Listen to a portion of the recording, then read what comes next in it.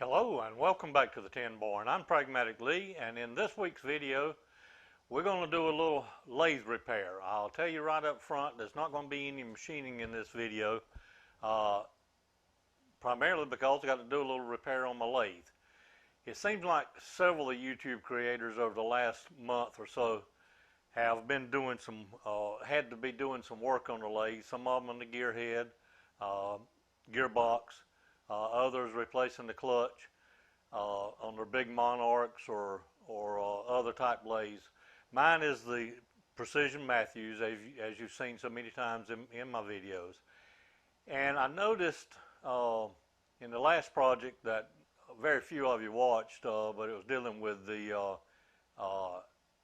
shoe, the camera shoe for the tripod. In doing some work on that video, making the knob in particular, I noticed that the feed, when I was parting the piece of aluminum off, the feed started slipping. And I thought that kind of unusual. I know it's got a clutch, but I was parting aluminum, which is not that hard. And so I went ahead and finished up that project, manually feeding it, and then looked at it afterwards and realized the clutch was in very bad shape. Matter of fact, it was coming all to pieces. Let me get the camera turned around over to the lathe, and I'll show you what I'm talking about when I say the clutch. This model of Precision Matthews that I've got, the PM-1127, friend of mine bought one just a couple months before I got this one, and he's the same model, 1127, but the particular revision he got did not have the clutch on it. This one, two of the first things we noticed on it was the adjustable stop for the compound, for the cross slide stop, and the clutch. So again, let me turn you around to there and I'll show you what I'm talking about. Okay, this is the first two things we noticed different about the two lathes on the particular releases. This one has got this adjustable carriage stop on it that, again, you've seen me use numerous times in my videos. This is the clutch down here. It's actually two-part. This part right here, I'm going to back the rod out. I've already got the other end down here. I'll show you later and what I had to do to allow this to come apart as such. But this part of the clutch has slots in it. This is a slip clutch. You do not want it to slip. But these notches in here are meant for balls to fit into. This side of the clutch, there's 4 holes in here, and a spring goes in each hole with about a 5mm ball. 4.75 is what it measures. I'm not sure if that's what it was meant to be, 4.75, or if it's actually what they would call a 5mm ball. But in any case, I didn't lose the balls. But what happened was this got loose. This has adjustable set screws in the back of it. And evidently, those, over the 4 years I've had this lathe, evidently these screws backed off enough to allow those balls to get loose in there. And what happened when they got loose, they started turning. And we'll turn back to the workbench, and I'll show you the result of what happened to those springs when those balls went to turning or got out of the slot. All right, this is what the screws look like, or I'm sorry, the springs look like when I took the clutch apart after it went to slipping. A good portion of this one is missing. This one is stretched out, and again, part of it is missing. These two, as you can see, all of them are there.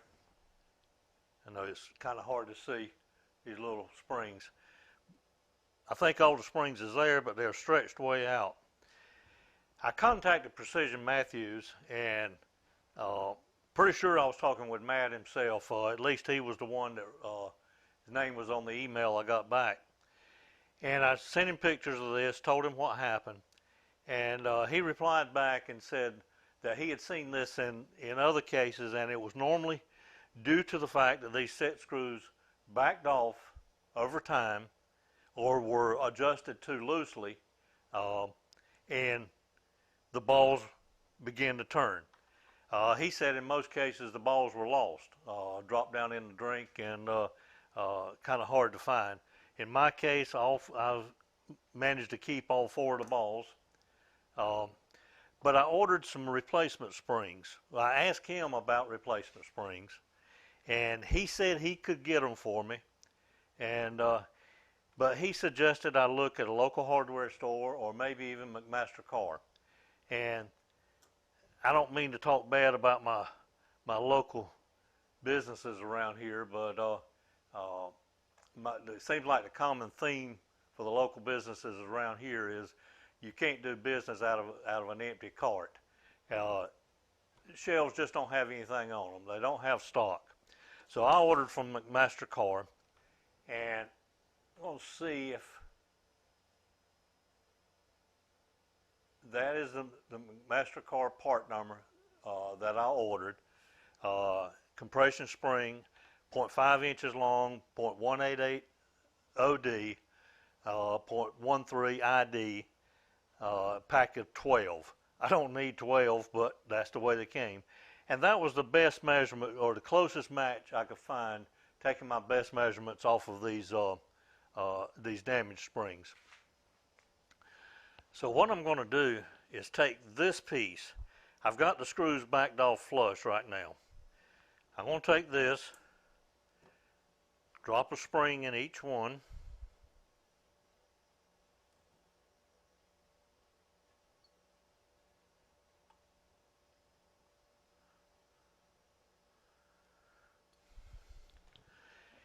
and then there'll be one of the balls set on top of each one.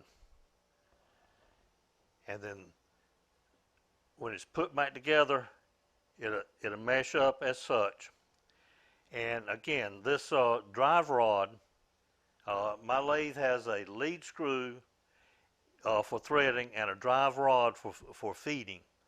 The drive rod is what this mounts on.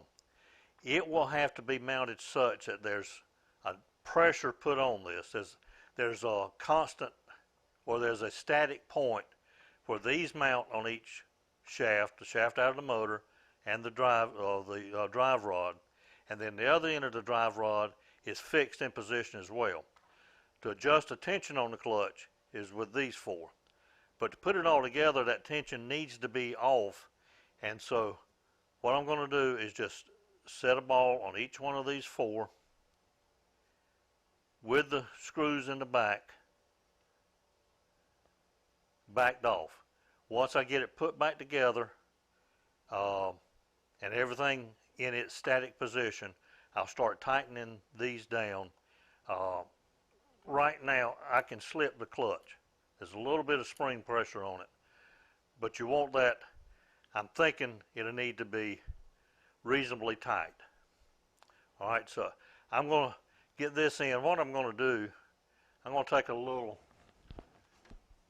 of this lithium grease here and put on the balls and on the springs just to add as a little glue. And then I'm going to turn the camera back around and we'll put this back together and see. Alright, I've got the balls mounted in the clutch, in the slip part of the clutch. Got a little bit of grease to serve as provide a little bit of adhesion. But before I put this together, of course, keep in mind that for this clutch to work, this rod has got to have pressure on it. It can't be allowed to move back and forth. So let me slide or swing around to the other end of the drive rod and show you what we have down here. This is a thrust bearing that is mounted on or set in place on this end, and the rod itself, I'll slide it on out here for now, has a deep indentation in it, a dimple in here, that the set screw in this will go in.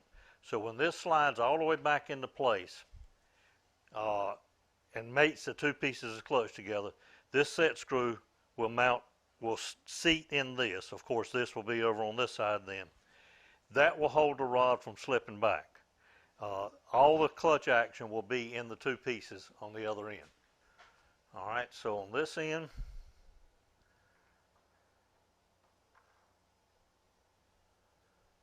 this gets the tapered pin in. I'll drive those pins in a little later.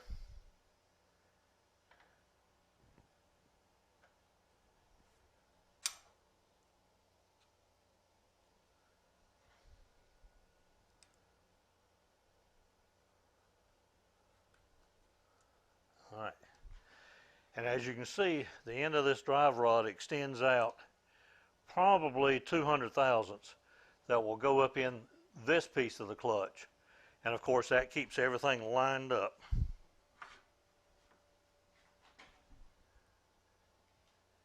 And I need to get myself a reference, excuse the head, on where the balls are now.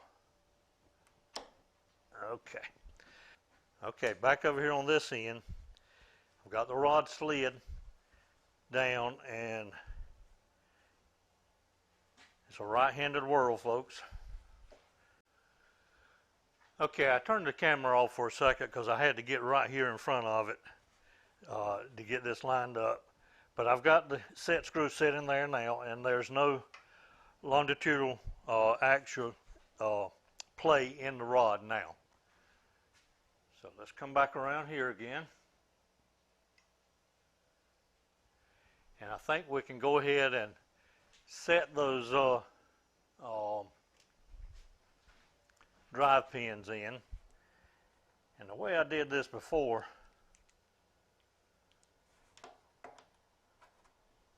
was just put a little jack under there just to absorb a little bit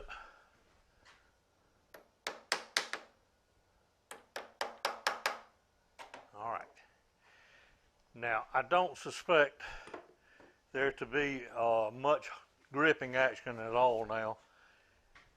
So what I'm going to do is take this wrench and adjust each one of them in hopefully about the same distance.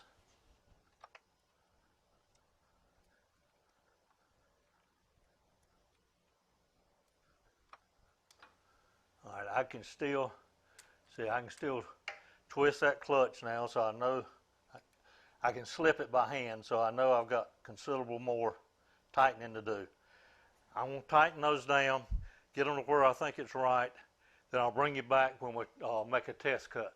All right, I got the screws adjusted down now to where I can't twist it by hand. That's the last adjustment where I can't twist it by hand. Got a piece of stock in here now, and I'm going to make a couple test cuts. What we want to watch for here is that this doesn't set still and the gearbox keep turning this side of the shaft. If it does, then we obviously don't have it quite tight enough. Not sure. Let me put a little piece of tape on there. I'll be able to see it on my side if it slips, but through the camera I'm not sure you guys will be.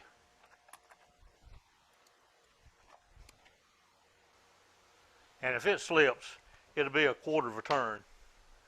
All right. Now the most that I take with this lathe in cutting hard steel is about 80 thousandths, 40 thousandths per side.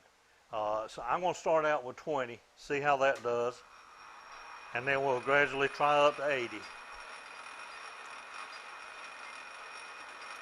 All right, there's our 0. So I'll come in 20.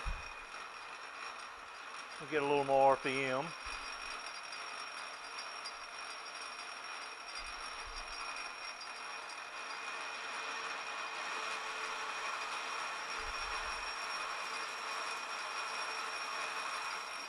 All right, no slip at 20, 20, 40.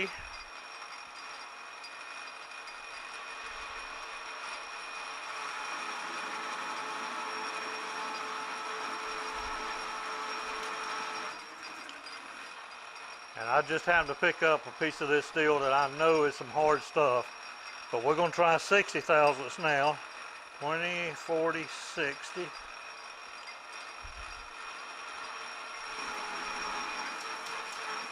All right.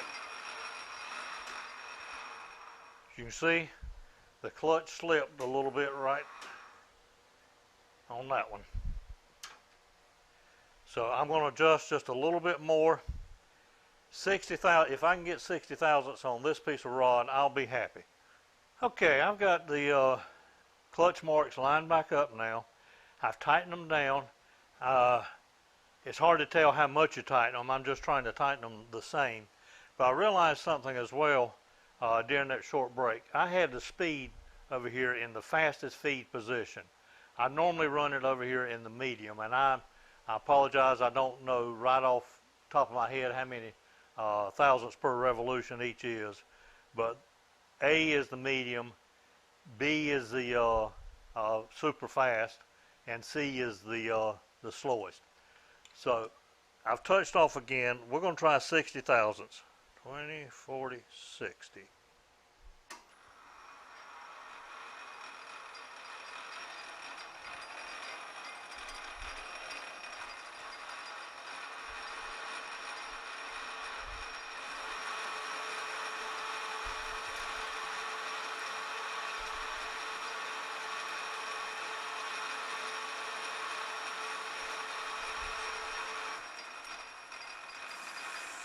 And I'm going to stop right there with this. Again, I've got some of this steel over there in my parts bin or supply bin that I know is hard stuff, and this is a piece of it. But 60 thousandths on this size lathe, I think is a pretty good cut. So I'm going to stop with that clutch adjustment. I'm just going to keep an eye on it though. Keeping that piece of tape on there will help me notice if it slips any and I don't see it while I'm turning. Realize this is not a machining video and may not be of interest to a lot of you, but if you do have a Precision Matthews with or any of these generic Asian lathes that's got this type clutch on it, I hope this will help you should you ever have to rebuild or replace the springs inside. Take care, and I'll see you on the next video.